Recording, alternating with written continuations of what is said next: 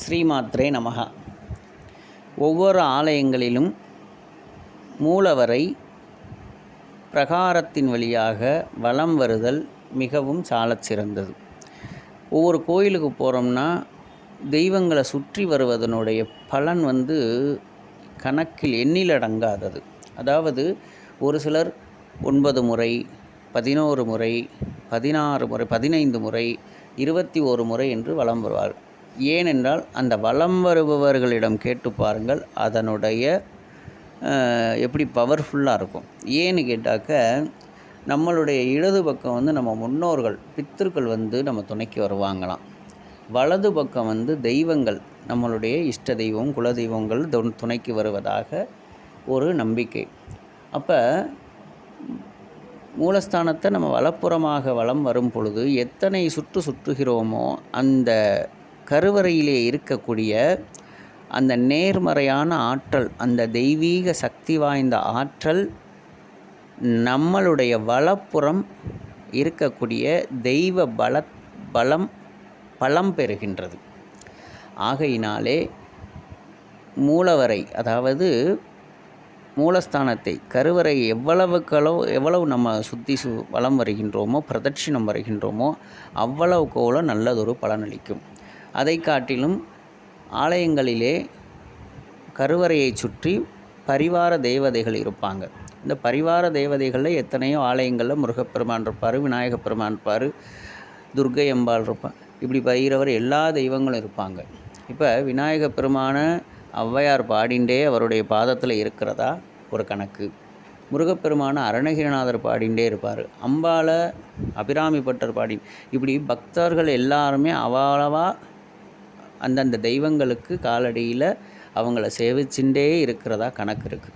அப்போ ஒவ்வொரு தெய்வங்களையும் நம்ம தரிசனம் பண்ணும் பொழுது அவர்களுடைய அனுகிரகத்தையும் நாம் சேர்ந்து பெறுகின்றோம். சரிங்களா?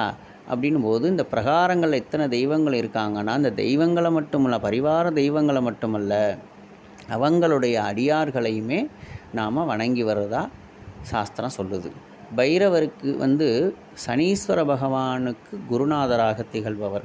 அப்போ அந்த பைரவரையும் நம்ம வழிபாடு செய்யும்போது சனீஸ்வர பகவானுடைய பரிபூர்ண அனுகிரகமும் நம்மளுக்கு கிடைக்கிறோம். இப்போ பிரதட்சணத்திற்கு இன்னும் எத்தனையோ காரணங்கள் இருக்கிறது. எல்லாமே ஒவ்வொன்றும் ஒவ்வொரு தத்துவங்களை குறிக்கின்றது. அதுபோல் இந்த பரிவார தெய்வங்களை மட்டுமல்லாது அவர்களுடைய பாடி அடியார்களையும் நாம் வணங்க பெறுகணும். அது மட்டுமல்லாது இந்த மூலஸ்தானத்தை, கருவறையை சுற்றி வரும் பொழுது நம்மளுடைய வாழ்வில் எல்லாம் வளம் பெறுகின்றது. அது மட்டுமல்லாது நம்மளுடைய மனமும் எண்ணமும் செயலும் தூய்மையாகின்றது. இதுதான் ஆலயத்திற்கு நாம் சென்று வழிபடுவதனுடைய பலன். முக்கியமான பிரதான ஆலயங்களிலே துவஜாரோகணம், அதாவது விழா காலங்களிலே கொடியேற்றம் செய்து மூலவருடைய சக்தியாகப்பட்டதை திரையிட்டிடுவார்கள். பிறகு உற்சவமூர்த்தியாக வலம் வரும். அப்படி வலம் வரும் பொழுது பிரகாரங்களிலே வலம் வரும் பழக்கம் உண்டு, வீதிகளிலே வலம் வரும் பழக்கம் உண்டு. இப்படி வலம் வரும் பொழுது அந்த உற்சவமூர்த்தி இறைவன் முன்னே செல்ல, அவருக்கு முன்னே வேத பாராயணங்கள், மறைகள் ஓத, வேதம் ஒலிக்கிறது என்றால் அந்த பாதையிலே எப்பேற்பட்ட கெட்ட சக்திகள், தோஷங்கள் எது இருந்தாலும் விலகிடும். அப்போ தூய்மைப்படுத்தி கொண்டு போகும்.